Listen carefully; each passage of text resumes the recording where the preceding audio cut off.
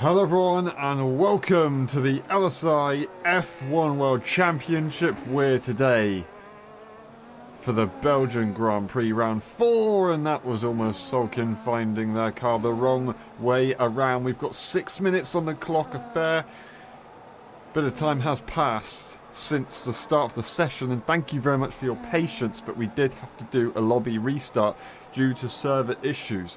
We're hoping that that is the end of it and we're good to go. A restart in qualifying is very, very rare. Usually you don't see that. You see a restart between the race and qualifying. That's Sulkin going across the line once again to improve by almost half a second on the soft compound tyre. It's widely known that the intermediates is fastest in the wet conditions. These are full wet conditions, by the way. We'll have a dry race, however, in contrast. So these are going to be effectively dry setups in wet conditions for qualifying. But as I was saying, it's known that the intermediate tyre is generally faster than the wet, but it seems to be not the case, with Frantic and Sulkin going absolutely to the top.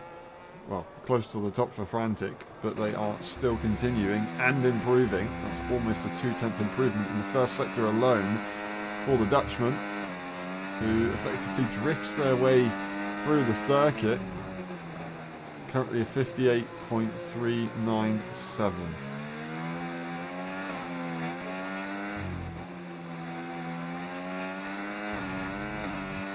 And we'll see what they can do as they come through the next few corners. Is it flat? Definitely not. Might be in the race though, if you're not in dirty air. We'll have to see how that one goes. There we go. Sorry for that one. Thank you, Stefania. It's always you who finds out.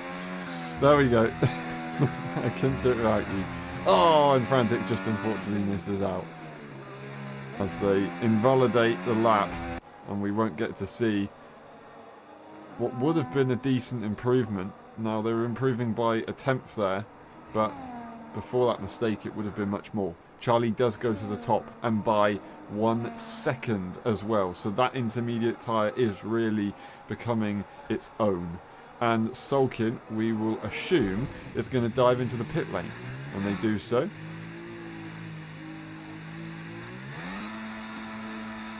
we're all good.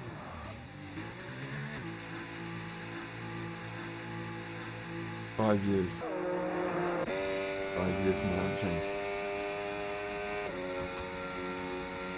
Zingy looking to try and compete for pole position as they try to take back their championship lead from losing it last week. They weren't there in Barcelona. Luckily for them, Sulkin had a drive-through penalty in the opening lap for jumping the start, and that really dumbed down Sulkin's advantage, who also won in the round opener out in Monza, I think was the first race.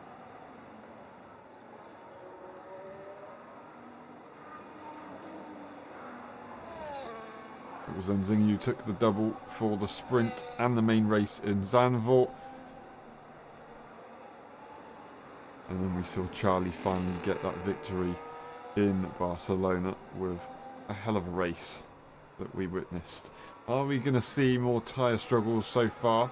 As we have this season, lots of punctures throughout in only 4 or 3 races. The 4th race brings a very long circuit, a very long lap, and the strategy can go either way very, very quickly.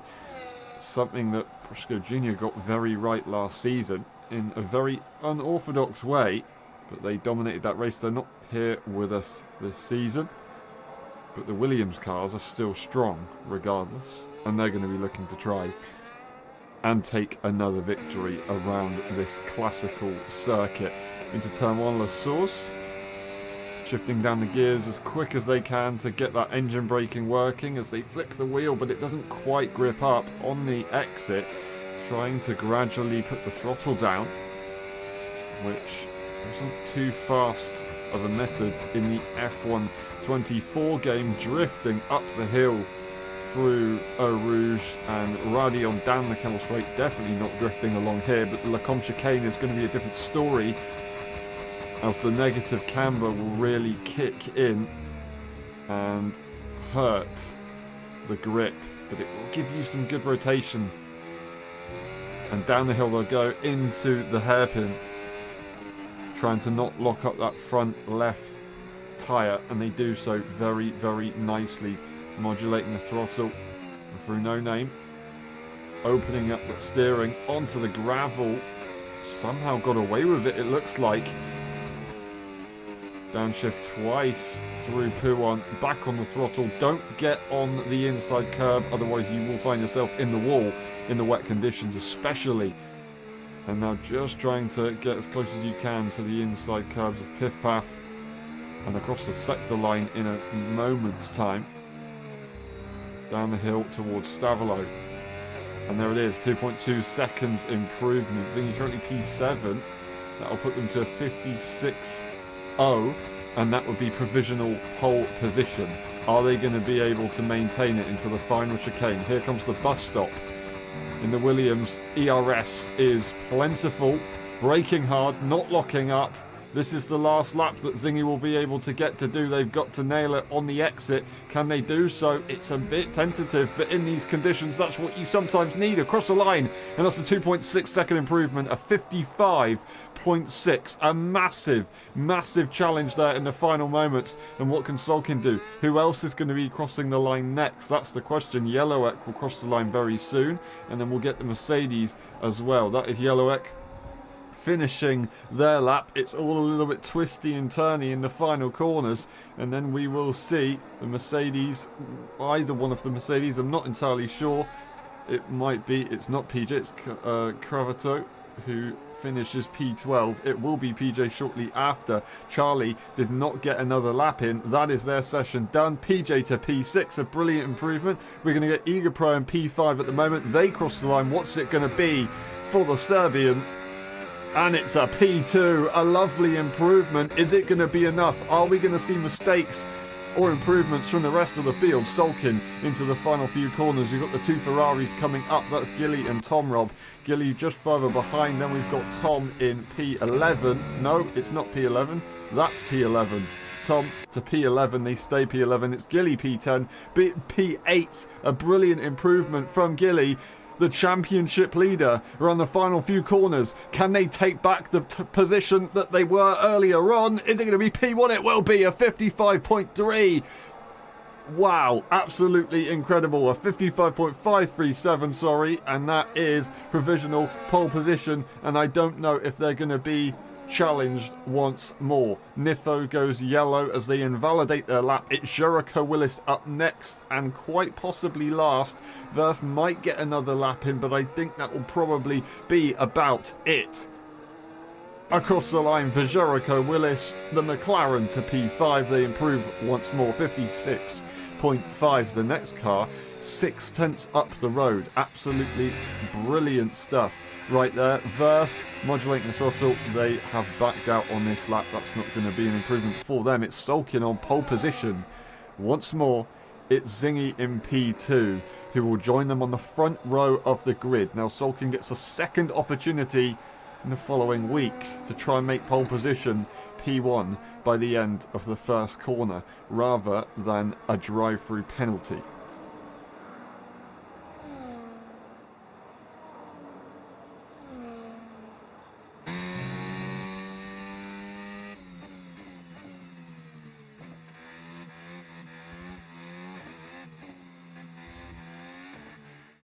A brilliant session to begin the evening. Solkin on top. It's Zingy P2 and Eager Pro in P3. That's the rest of the grid. We'll go through the race director just in case. And we'll be back for the Spa-Francorchamps Grand Prix. See you in a bit.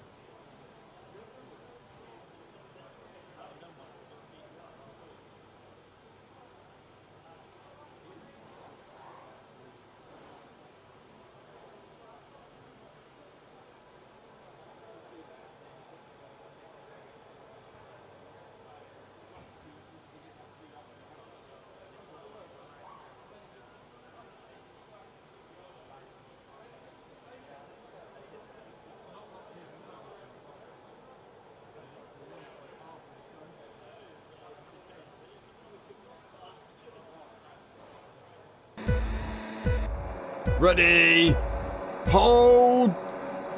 Go! Who's going to get it into turn one? We're away. Sulking on the inside line. They should have the advantage. And Zingy's trapped up there. It's Egapro who's got them blocked. They can't do a switchback, but now they're going to get the toe all the way up the hill. It's clean. Further behind. Everybody gets through nicely. Is it going to be side by side with Egapro? No. They drop back and Frantics to P3. A brilliant job there. But Zingy is going to be trying their best to make it P1, and it's not going to be a try. It's going to be P1. Actually, Sulkin using the battery. It's very powerful. Who's going to get there? It's going to be Sulkin on the inside line. Zingy gets it back once more, and down the hill they have the advantage. A brilliant move from Zingy. Hard fought, but it's not over yet. Sulkin trying to look the long way around. It's never going to happen, and it's Frantic who's trying to get involved. They might look at a switchback through the exit of No Name. No, they slot in behind. That is a brilliant first few corners from everybody who's absolutely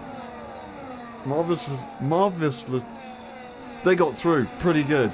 Brilliant stuff. Zingy leads the way, Sulkin P2. Then we've got Frantic, Egapro, Charlie and Nifo. Then Jericho, Willis, PJ, Yellowek and Tom finish the top 10. Looking at the tyre situation, everybody has started on the medium tyre. Everybody got the same memo. Wow. Do not see that every day. Charlie sat behind their teammate leading this race, just 4 cars ahead of them. The race winner from last time around in Barcelona. What can they do? And that is the inside line for the Mercedes. PJ's gone for a hell of a send, and they're going to get the job done in dramatic fashion. It's still a drag race though, and it's a drag race further behind with Verf and Tom. Side by side into the first corner as they were just a lap ago, and PJ's still not giving in. I think Jericho Willis will have to back off on this one. They tried, but it's just not good enough, and it is going to be Verf also, who just wasn't able to do any more. Actually, maybe they did jump ahead of Tom. Here we go though, Jericho Willis once more goes for it, and they might have the aero advantage. We also see Sulkin go for the move. We see a defensive throw from Egapro as Charlie puts on the pressure. Lap 2 is not any easier for these drivers, and the field is still tightly packed. DRS for all cars there on lap 2, and we might see it on the following lap as well. Very competitive stuff, but the batteries will be draining as they push each other to the limit. We've got to be careful though with the tyres, because it is a long old race, and as it's probably going to be a one stop, you can't afford to mess it up. You get one opportunity with the strategy, unless a safety car kicks in, which is very possible with a grid of this size. So do not count anybody out until they cross the line. Frantic stuck in P3 at the moment. They can't do anything about the top 2 running on their own. That's Crovateur, unfortunately, at the back of the pack, having an issue on the exit of Stavolo, and they will be suffering from that one there. We've got also Verf looking to try and gain the DRS back, as they'll have to slingshot past PJ, who hasn't been able to stay within DRS range. That being said, the bus stop chicane came in clutch and really helped them out nicely as everybody bunched up into the final few corners, and DRS might just be available once more. Sulkin, are they going to try and hold on to that P1 spot, or is Zingy going to go back through? Well, Zingy does risk losing out to the cars behind, but to be honest, with Frantic not being in a position to fight, they might not go for the move. They are still going to go for it. It's a defensive throw from Sulkin. It's side by side into turn 4, and it's going to be okay. They just about managed to make it through. Further behind, once again, it's Charlie and Egapro fighting it out, but no move will be made. And if a spectator of that battle has happened a couple of times in the last few laps, and Verf did get past PJ, despite PJ still getting DRS from the cars in front. That's a brilliant effort there from the Hungarian to get that one done, but they've still got a couple of tenths to find if they want to catch up to Jericho Willis. They can see the leader just in front, and must be pretty confident in what they can do around here. Tom almost out of DRS range to PJ directly in front, and Yellowek in P11. Then we've got Gilly and Kravito having that issue. Gilly returning to racing for the first time in a long time. Still being able to hold on for the first couple of laps, especially around a long lap like this. You're effectively doing, what, 5 laps? Instead of 3, it's going to be side by side. There's lots of attacking, but we've got the most zoomed in camera angles from the F1 game. I do apologise for that. It's impossible to tell what's going on, but we do know that, well, pretty much nothing has changed in the order despite some side by side moments. How will this change? Will it change as we go up the hill? I think it will. I think we might see Zingy go for it. He's a lot closer this time to Sulkin, and considering we didn't expect them to go for the move last time and they still attempted it, now they've got to. They've got to. They pull out of the toe, they go for the move, Sulkin goes back in. Is Charlie going to find a way through? No, but Charlie is ahead of EagerPro, so I do apologise for not noticing that before. They finally switched positions after a good old battle. For sure. Verf is nice and close to the back of their old rival Jericho Willis in P7. PJ hasn't been able to hold on to DRS range, but they do still have Tom for company directly behind. Yellowx not too far behind them either. The Scotsman now taking control of the race once more, and actually has 8 tenths, 9 tenths advantage. They are trying to push away with this one. An early checkout on lap 4 is high risk, high reward. Unless Sulkin's got some sort of issue, but they're doing it. They are doing it with no problem right now. Zingy has a brilliant middle sector there to put them in a strong position and forcing Sulkin to use a lot of energy and resource. And Zingy's now trying to counteract that. It's Nifo who goes for the move on EagerPro in a very interesting part of the circuit as well. So lots of switching happening. No DRS for Charlie, it looks like, and no DRS for Sulkin. Sulkin's just about done enough. That's absolutely amazing. A brilliant job there. Charlie does benefit from the bus stop chicane bunching up the cars in front of them, but they do risk still losing DRS if they're not careful. Frantic 1 second away as Sulkin's just put a brilliant half a lap in to try and hold on to Zingy. It's left Frantic to dry effectively with no battery left, no DRS. Charlie, no DRS. We've just got a big old split. Will we see Sulkin still go for the move? They will not. They will just stay behind. But lots of changing. It's going to be side by side. Jericho Willis spots an opportunity. EagerPro goes off the track. They're still together for a minute, but it will be Jericho Willis getting that move done.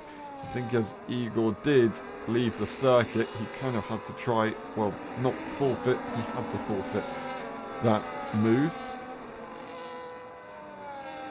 And they all sort themselves out very nicely in the end.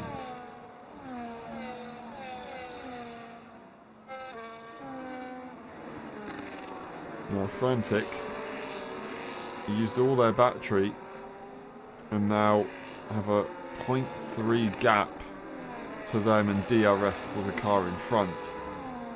They need to hope that Zingy and Sulkin have a bit of a fight. But 3 tenths, and now 4, and almost 5. It could get to 6 by the end of the straight. Is going to be very difficult to deal with. It just looks like the Alpine does not have the speed in a straight line. And Nifo spots an opportunity to make a move. Charlie dropped down at some point there with some sort of issue. I'm not entirely sure why. We're going to see another side-by-side moment as EagerPro's having to go for the attack to defend from Verf, and DRS is not going to be available, so EagerPro looks at currently risking that P6 to drop all the way to P8 by the end of the straight. We'll watch on board with Verf, who's looking for the double overtake. They pull to the left-hand side. They're probably going to get boxed in. But no, EagerPro allows it to happen. Here goes Jericho Willis, and EagerPro is now going to drop back down to P8 after a few corners. That's absolutely spectacular. But no, Jericho Willis has made a mistake. EagerPro finds their way on the inside, and that's never going to work. That was a very, very close battle, and they're lucky to still be in a straight line. EagerPro now down the order, still in this race, very much so, with no damage. That's the good thing, but frustration you can see from their driving there. Now, losing out, they could be in trouble with the DRS being super powerful around this circuit. Nifo made the move on Frantic, 0.7 seconds away from the top two, who did work together quite nicely there to get a bit of a slipstream train and break further from the rest of the field. So even though Nifo did exactly the right thing and all that they could have done to catch up to the cars in front, Zingy and Sulkin have just counteracted that completely. And I say counteracted, yeah, they've just put it straight on an even kind of end, and there's no advantage that has been gained. That is going to be the pit lane for Nifo. A very early stop, lap 7 it is for the Racing Bull car, and a lot of cars are going to have to react. EagerPro goes in to try and make the most of their issue that they had, and I think that's very, very clever indeed. We've got Frantic down to Jericho Willis fighting it out. Tom following with Yellowek as well behind. Gilly's not too far away from that battle, just a few corners away from this one.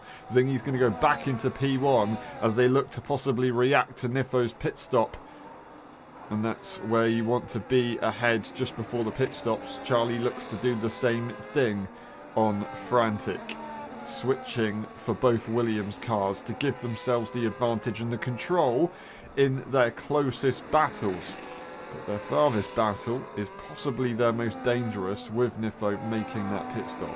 Yellowek and Tom switch positions as they go racing one another side by side down the hill. No Name's going to be the next corner, and it's not going to be a corner that Tom can go side by side at, but they do have a look to the inside just for a moment. They go back into the toe and continue through turn 10. Now Zingy, will they go into the pit lane? That's the question. We've surely got to see them do something. Sulkin isn't able to hold on here too easily. We saw this a couple of laps ago, and Sulkin did have a pretty good first sector relative to Zingy's middle and final.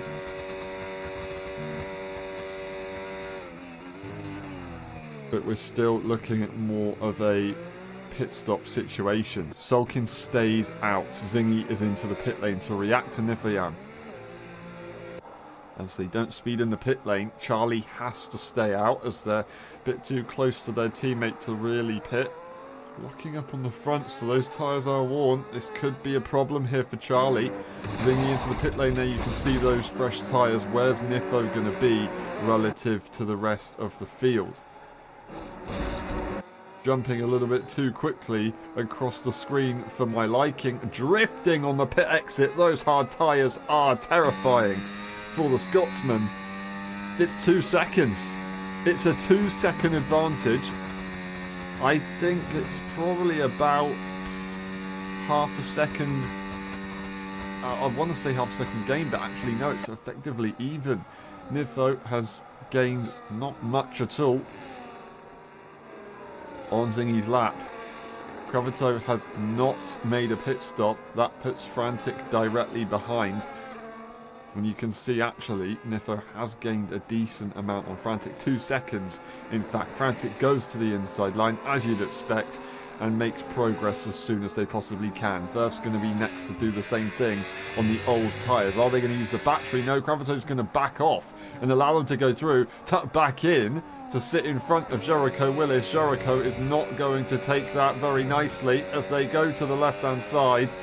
They did have to modulate the throttle to make sure that it was all safe. And now they've got a bit of work to do to catch back to Verf as they've got 9 tenths and some cold tyres, which is never going to be easy to catch back to. It's just how it is when you race cars that are on different strategies. Sulkin into the pit lane, Charlie into the pit lane. Where will the race leaders end up when they leave? And what did Igor do? They did gain some time back, or kind of just evened it out really.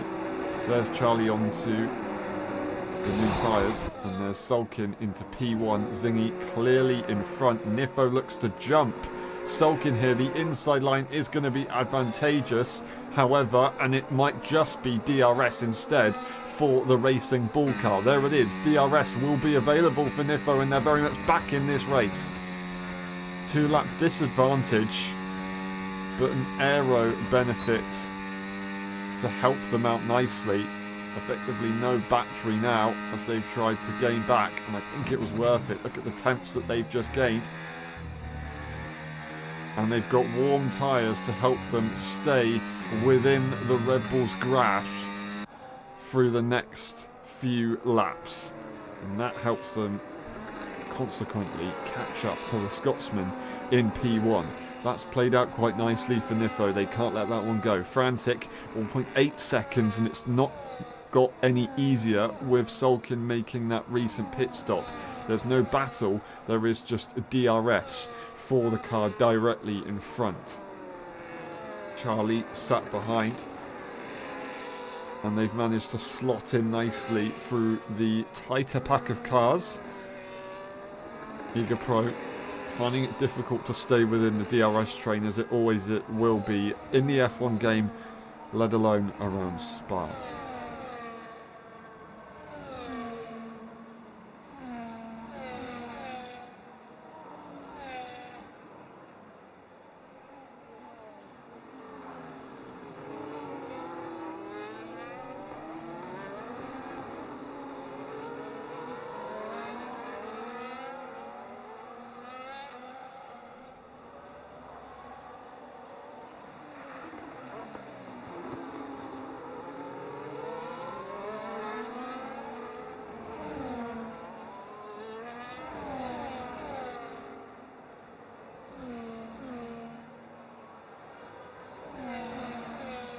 Here we go. Charlie looks to go for the move, so does Ver, following through. The right-hand side is a swarm of cars. Is it going to be the double here for the Sauber? The outside line is there, but it's a bit too ambitious. A switchback was maybe possible. Maybe down the hill, they're going to look for it instead. But it doesn't really seem worth the risk. And they do just stay behind. Nifo holds onto the back of Sulkin, but they can't match the pace of Zingy together. Zingy probably pushing a bit, but still enjoying it. You'd rather be P1 and struggling than P2.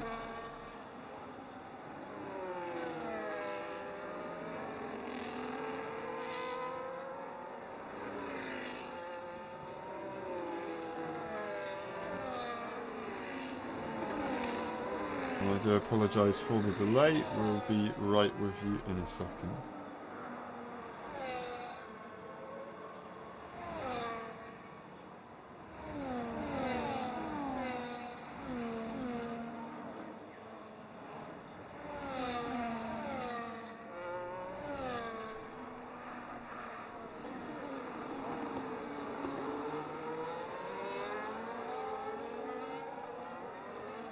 The battle continues. We're halfway through this Grand Prix now.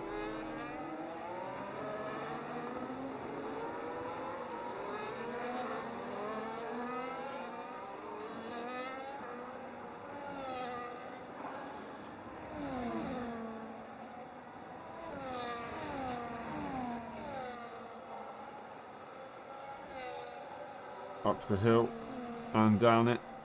No positions will be gained or lost. Everybody stays where they are. All according to the plan for the current moment. Tom, not according to the plan, gets a 3-second time penalty. I want to remind you that the weather will be dry for the entirety of this race. Zingy losing this time is not part of his plan at all. Now dropping about 4/10 or something similar like that. Nifo stays with Sulkin. The pace advantage is switched unless it's a one-off lap from Sulkin. There's still a lot of battery between both drivers, so they are just maintaining their outright pace quite nicely. And that's working out well for them. Nifo in exactly the same situation as well. 2.1 seconds from the cars in front. Working together incredibly well. in their podium positions.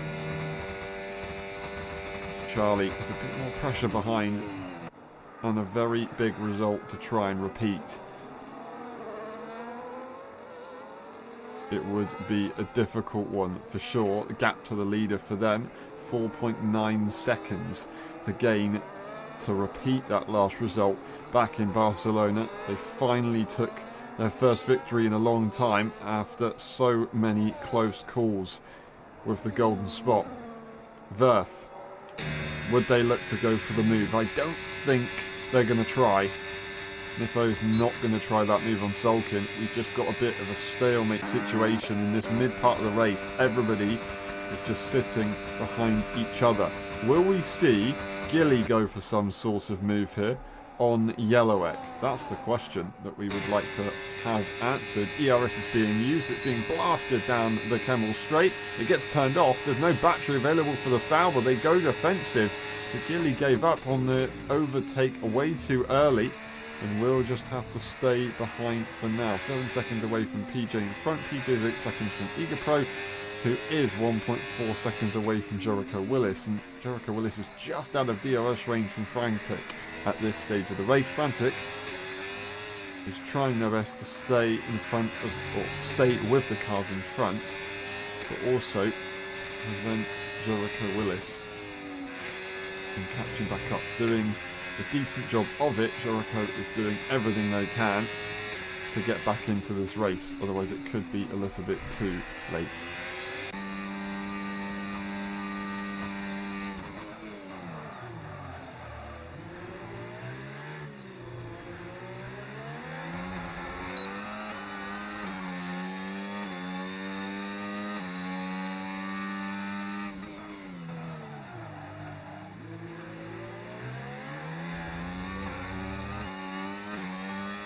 .8 seconds. It doesn't change between Sulkin and Zingy at all. 2.0 seconds though. He is not far away at all from the front three. They can see them in their sights. It's just so close yet so far. And no overtaking from any of the cars behind either. Jericho Willis 1.4 seconds away now. A bit of a spread throughout the front group of cars. Will we get Gilly finally going for this move here on Yellowegg, as we thought we'd see last lap? We now finally do see it, blasting the battery with a lot of speed, and they do eventually get there, and there's going to be no gaining that one back. Gilly goes through. Down the hill in the dirty air, the threat will not be there from Yellowegg. Although it was a very nice look for sure.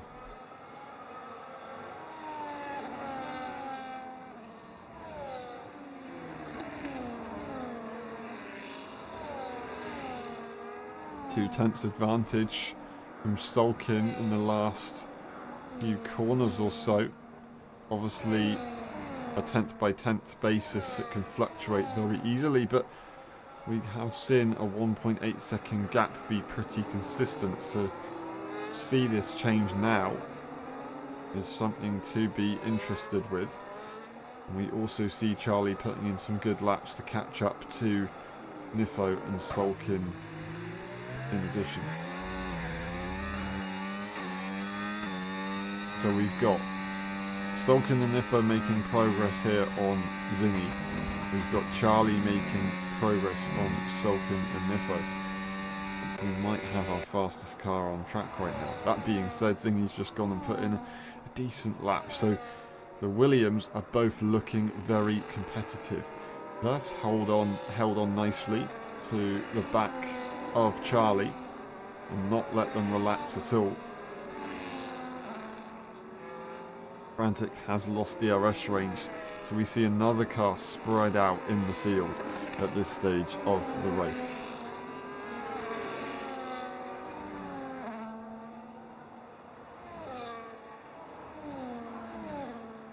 Our closest battle remains.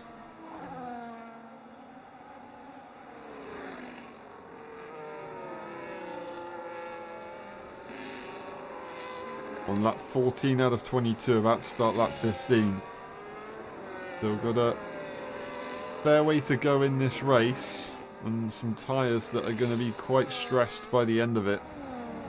Remember, we did see Niffo pit on lap 7 of the Grand Prix.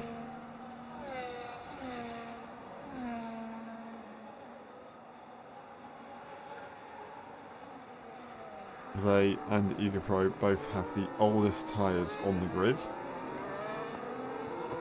And he's just there in the distance now. The 1.3 seconds, Charlie is very close to the back of Niffo. The field is all bunching up a little bit more. Maybe that 2-lap advantage on tyre wear is the difference here for Charlie. They've got 1-lap advantage relative to Zingy. Sulkin, exactly the same tyre situation. Currently the best, considering tyre life. Doesn't necessarily mean tyre wear though. Tyre wear and tyre life are two very, very different things, and that will change between drivers depending on their control input, whether that be hardware or style. Steering wheel, controller, keyboard, aggressive or smooth. 1.3 seconds. Zingy's lead is definitely under threat now, as Sulkin consistently puts that pressure on. Slowly but surely allowing Zingy to watch their advantage be eaten away as they get to the more crucial laps of this race. Charlie is back in the battle. That brings Verf with them as well. Will this bunch of cars allow Frantic, Jericho Willis and Egapro to catch back up to this pack and once again join us? Sulkin is looking pretty aggressive on the throttle there, doing everything they can to catch back to the Scotsman. Puts in a decent last few corners, to be fair to them. Niffo might now have a bit more pressure to really make this move and go for a slingshot manoeuvre, because Charlie could be an attacking force here if they're not careful. Will Niffo go for that move into the Lecombe chicane? They will not. They don't have the battery to go for it. They just need to get as close as they can to Sulkin to prevent Charlie from doing anything too risky. They successfully execute that, but will that be the same for the following lap? I don't know. In the meantime, Zingy has been able to pull the gap back once more, despite having more tyre life relative to the car directly behind them.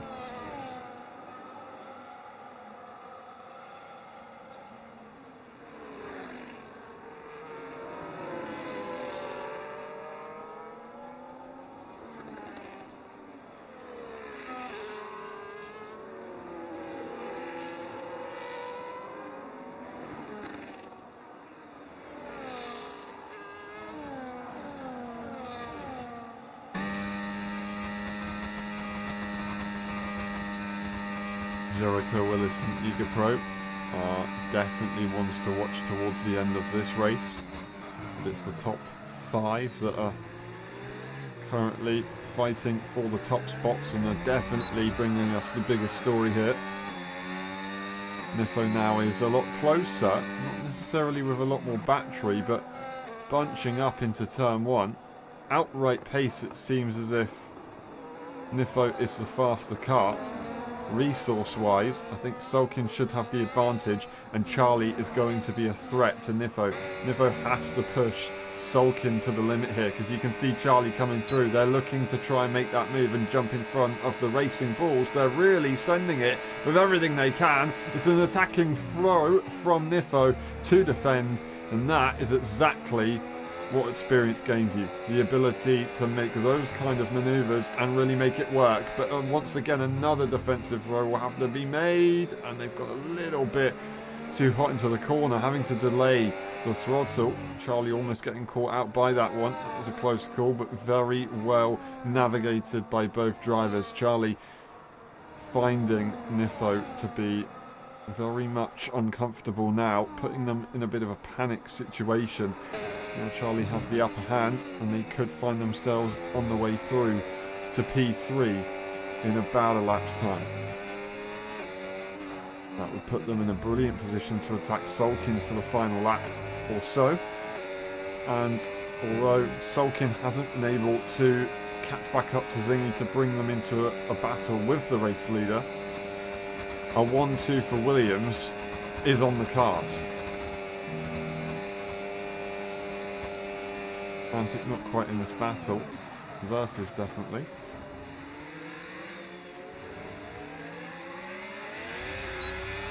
Atlantic does have Eric Willis shortly behind with Egapro, encouraging them on in a straight line and throughout the corners as well. Here it is though.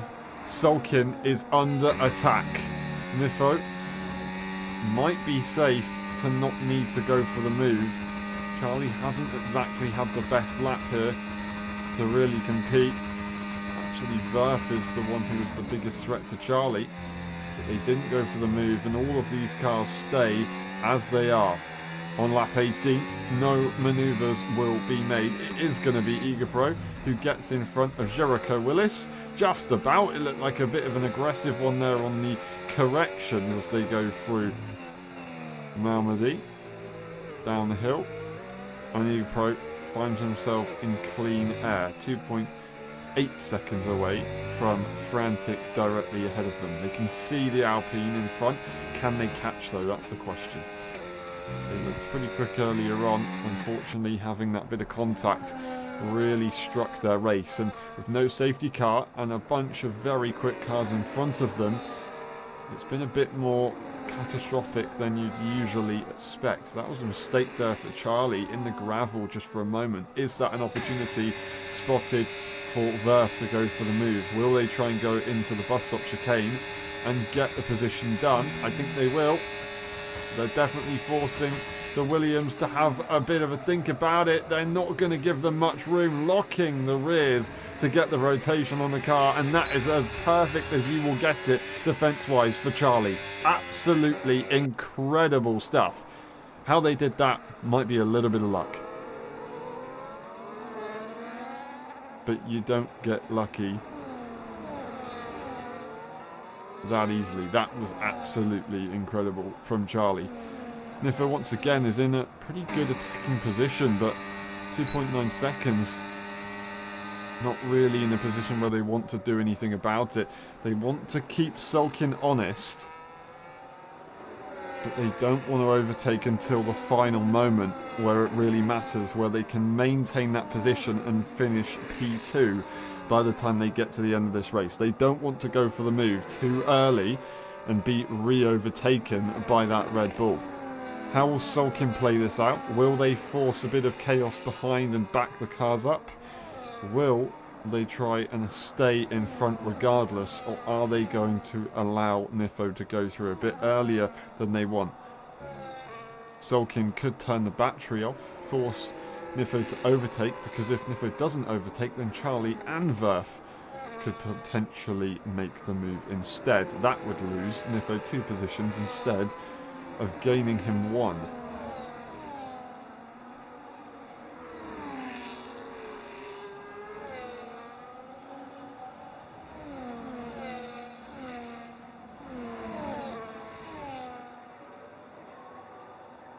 The pressure builds. The heart rate rises. Lap 20 is upon us. And we've got 3 remaining here in Belgium. The mind games are out. The chessboard is out. The chess pieces are in play. DRS is available. ERS is available. And it's attack for Charlie in P4 right now. It's going to be Nifo up next, and it's going to be a move regardless. Surely Nifo's having to push. It's going to be a risk at attacking Sulkin. It's going to be side by side. They're just going to battle it out. Sulkin holds their ground. Nifo goes hot into the corner and will stay in front. Absolutely incredible stuff. Somehow they keep it in a straight line. Verf is not able to capitalise. Charlie's going for it again. That's not going to be very successful. It's only going to allow Sulkin to break away. I'm not entirely sure what the thought process is there. It's now going to be a switchback. Charlie will get the move, but now they've lost Sulkin. That was critical, and that has just lost them P2. No questions asked. Verf tries to have a go now as well, but Sulkin has been gifted that position, and now Nifo has a clean opportunity at taking back that P3. Nifo's not going to be happy with that one at all. That was a bit of a mistake there, I think, from Charlie's end. They've gained one position, but they risk losing it immediately, and now they guarantee themselves not catching another one in turn. Zingy, 2.4 seconds. We haven't really seen them too much in this race. They've consistently held that gap. It's side by side with Verf and Nifo. Verf tries to make the move. This is a move worth making as we get to the penultimate lap of the Grand Prix, but almost DRS is out of range, and it is going to be Nifo then eventually backing out. That is what you need to do. No battery to fight with. They just have to let that go.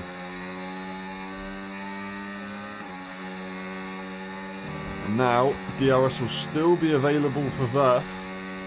They'll still be able to have a go in the final lap, but they've not got much battery to really fight with. It's going to be a lap of saving to then attack on the final round of this Grand Prix. Sulkin on their own. Zingy on their own. The top two, as long as they don't do anything silly, have decided their race. Charlie has an advantage track position wise. Verf is definitely in a confident position to take away that podium at the last second. Nifo hasn't had it easy in these last few laps. Looking at competing for P2, now down to P5.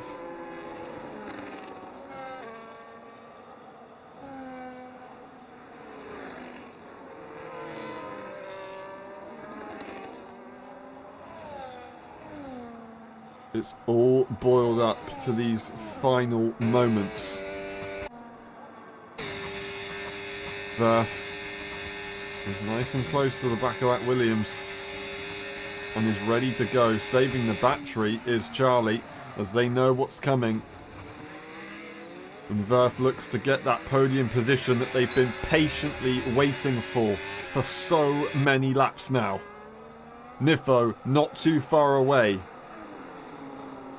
Oh, and almost makes it a big mistake. That could have just cost it for them. That might be the podium done. It's still up for grabs though for Verf. Charlie is going to have to defend here. This is the best opportunity for Verf. It's all or nothing. Blasting the battery, blasting it all the way to the next corner, and it's not going to be enough for Verf. Absolutely perfection for Charlie. That might just be enough. Up on their best time in the first sector by blasting all of that battery, even from the opening stages when everybody was in a DRS train.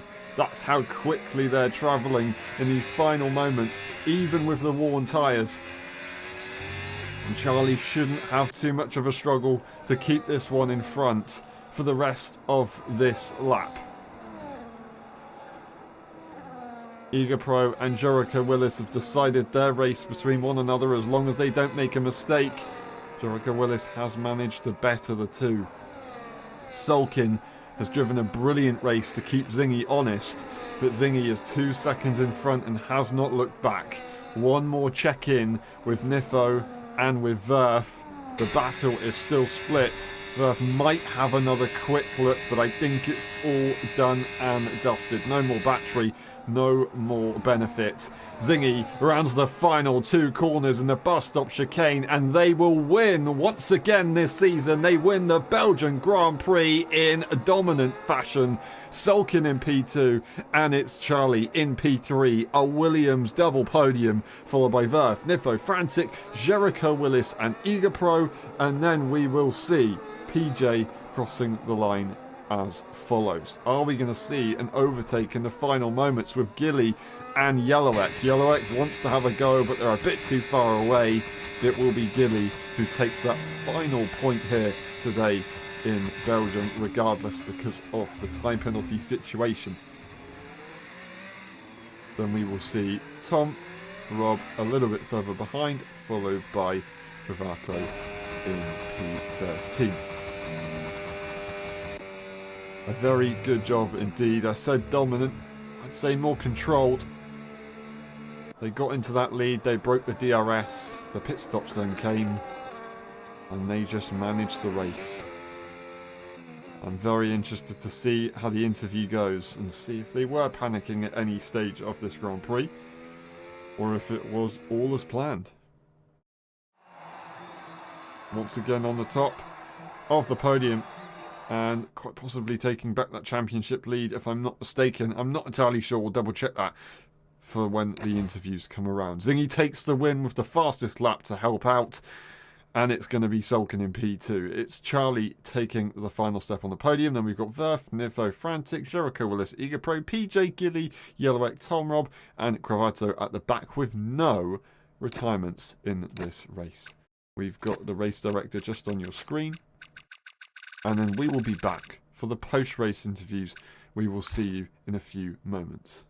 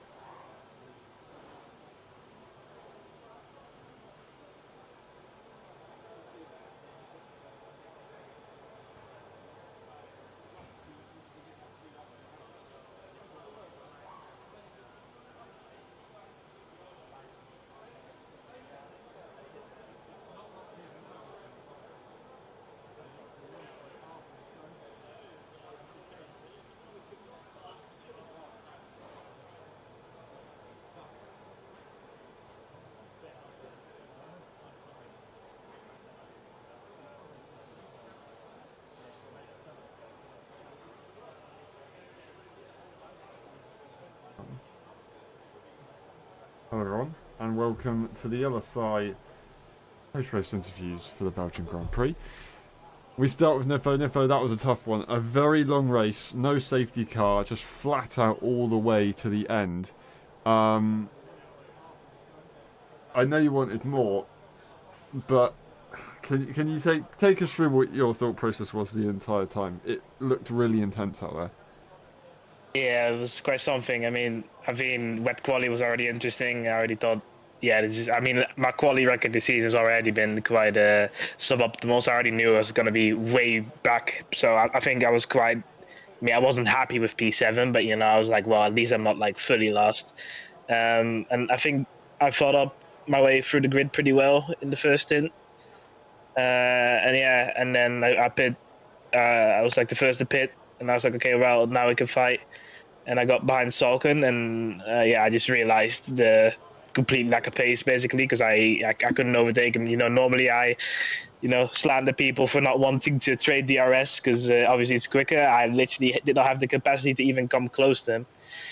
So I was just kind of stuck, and the group behind the better tires, they were just catching up, and I mean it is only 2 laps, but around this circuit it is quite a bit, or even 1 lap. So yeah, I was just fighting for my life basically, and then yeah, 2 laps before the end, engaged in quite a battle, defended quite aggressively, but got ahead. I was like, okay, well, if he doesn't fight me now, we can maybe still get in the DRS assault, and if I push my ERS. And yeah, I mean, Charlie wanted the battle to continue, which I mean, maybe out of frustration because it was quite a hard defense. I mean, I don't blame him for it, but yeah, I mean, it is what happened.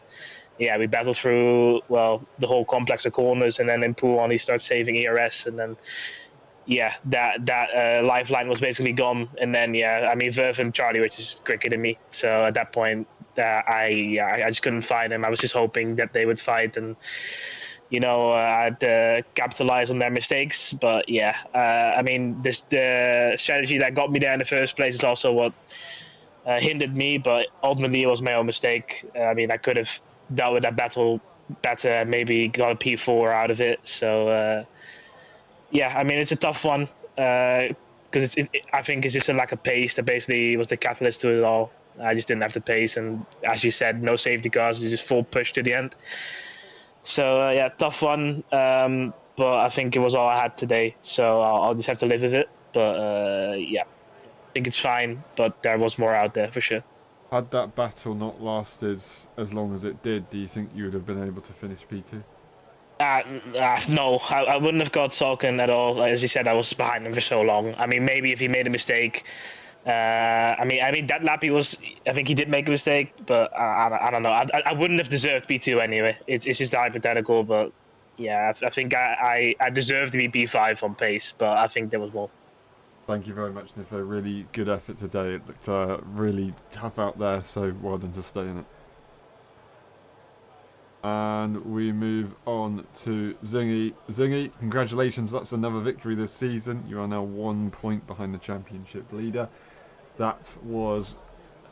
It didn't look easy. You obviously had the advantage and you were controlling the pace, it looked like. But can you take us through it? The tyres must have been a bit complicated, surely. Well, yeah, the qualifying first of all was insane. The wet weather made it really difficult to get a lap in, and of course you wanted to go at the last minute, but I had fueled for 2 laps, and so I done my first lap, and I'm like, well, it's good enough, and then Salkin beat it by like a tenth and a half, which is a bit unfortunate, but into the race, I wanted that track position because I knew how good it would be for the tyres, and I pitted like lap 7 with like 58 mediums. I don't know, I can't remember exactly, but they weren't actually that worn. And then I managed to get the undercut, and from there, I mean, you say controlling the pace, but like, I was pushing the whole way. Like, I did not stop pushing. That guy is so quick. Like, genuinely. So, controlling maybe from the outside, but from the inside, I'm sweating my balls off. Yeah, I'd say controlling. You had a gap consistently, but it was fluctuating. So, yeah, it looked like a tough one, but one that you enjoy, especially if you finish it on the top step. Well done today. Very good job indeed. Recovering back from the absence last week, and now, yeah, you're back in the fight. So thank you very much, and we'll see you next time. Well done. Thanks, man. And we move on to Sulkin. Sulkin, very hard fought. You managed to still hold on to the lead of the championship. Was there at any point you were worried about losing that P2? Did you think it was going to drop down to P3 or lower? And what were your chances of winning the race today? Do you think it was just off the cards? Yeah, to be honest, we can take the winning part first though. I think I could have gotten the win if I pitted with Singy, but I thought it was too early to pit because when I was doing my practice, I saw I was doing like to lap 10, 11, so I thought like I'll try to extend a bit like lap 9 or something, but then I see him pitting lap 7, so then I'm 2 seconds behind and I'm pushing, seeing Nifo right behind me, he's staying behind me. To be honest, I wasn't too scared of losing P2 because, as Nifo said, he didn't have really that pace, but he's still kept up in the DRS trains with me, and Charlie and Worth, I think, was coming from the back. So yeah, I think the P2 was secured, but the P1, it could be a maybe because me and Singy was DRS swapping when we were close in DRS train, but yeah, I don't know how it could went. Yeah, and yeah, I mean, it's a tough one out there. Qualifying, I was interested though. You started on the wets and you were out on the wets for a long time. Were you always thinking about going to the intermediates at the very end, or were you trying to see if you could get pole on the wet tyre? To be honest, I saw like, first I was quite shocked that everybody else tried inters at the start because truly it was wet, but after a bit, like later on the session, I saw that dry line was like coming, but I didn't know for sure if it was gonna be dry, so dry enough to use inters. So the plan usually was use wets all throughout the quali, but when I saw Singy and not Singy, but I think it was Jericho doing a good lap on inters, I thought like, yeah, why not? And then when I went out, the inters felt really good compared to the wets, and yeah, I managed to get that P1. Awesome. So, yeah. Thank you very much, Solkin. Really well done today. Good effort, and I can't wait for the next race. We'll see you then. Yep, see you. And we move on to Frantic. Frantic, a brilliant start to the race, right up the front there. A lot of battling. Later on, the DRS games weren't exactly your friend. Can you take us through your race? Yeah, of course. To be honest, I've never thought that in my 5 years of playing this game, I would actually enjoy a wet qualifying. It was really fun, so that's a win in my books. Yeah, it's a tough circuit. I mean, a lack of practice doesn't help. Also, like my vision was a bit blurry since Valentine's Day, so that's pretty weird stuff. But I mean, Frantic Gang keeps pushing. Let's go. Yeah, the race was pretty clean, I must say. I love driving with these guys. I made one mistake and I immediately dropped out of the DRS train. So that just well, shows you how close the grid is. That it's pretty clear that Zingy is kind of the GOAT. But I mean, P6, I'll take it. Still good points. I feel like I've been pretty consistent so far, and right now I'm just enjoying things. Maybe I'll be able to get a few more podiums. That'd be fantastic. Who knows? Also, like one more thing for the fans to enjoy. Slot in behind. That is a brilliant first few corners from everybody who's absolutely marvelous. Thank you, mate. Appreciate that. No more questions. Thank you very much, Frantic. We'll see you next time other than today. Appreciate you. I can't speak my own language. Oh well. Gilly, welcome back to LSI. Scoring some points on return after a long old absence. Can you take us through how you found the F125 game after a race distance today? I don't know. you don't know. I kept looking up. I kept going straight on when turning. I don't know why. What wings did you run in the end? 4-0. Okay. But I thought I was quite low, but I think everyone else was quite low as well. So I don't think I was the extreme. But the wet, I was definitely a roadblock in the wet. I feel bad for whoever started a lap behind me in the rain. Well, you still managed to score a point in the end, so that was pretty good. Well done today. Well done to stay in it. Well done to get the race distance done. It's good to see you back. Thank you very much for coming along. And yeah, I'm sure we'll, if you can join us for another race, we'll see you back on the podium at some point soon. Very soon. Thank you. Thank you. And we move on to Tom. Tom, that was a tough one. Unfortunately, missing out on the points there. Can you take us through it New controller? Can't be that easy, surely. Yeah, it was a bit more difficult than usually, than usual. But it was quite comfortable, really quick. So that wasn't the biggest issue, I would say. Qualifying, of course, I'm not the best in the wet conditions in the last few games.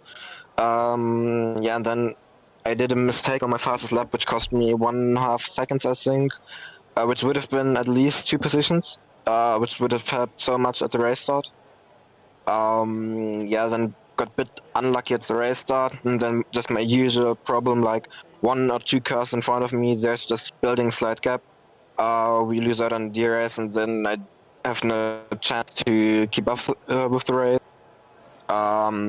Yeah, then towards the end of the medium stint, I had one bigger mistake, which I would say is because I'm not used to the controller in terms of braking.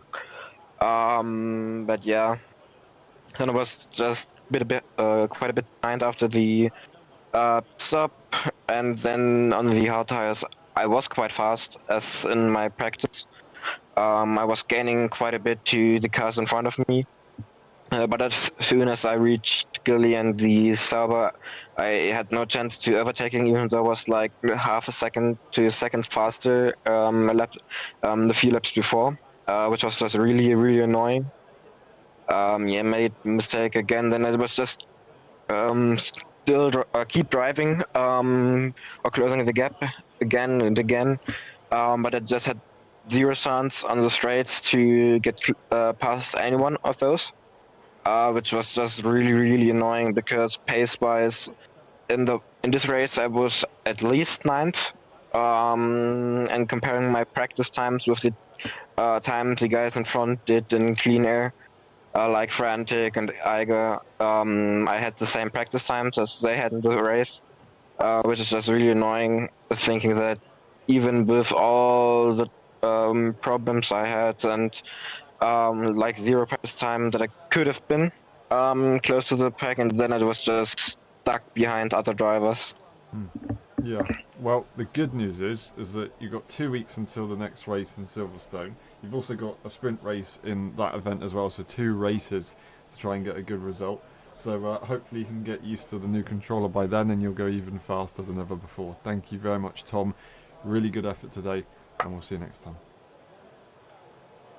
And we move finally on to Yellowek. Yellowek just 1 position away from Gilly in the end, just with that time penalty, but still so close to the points. Are you happy with that one? And I'll be honest, finishing behind Gilly, Gilly is an LSI legend, I will say.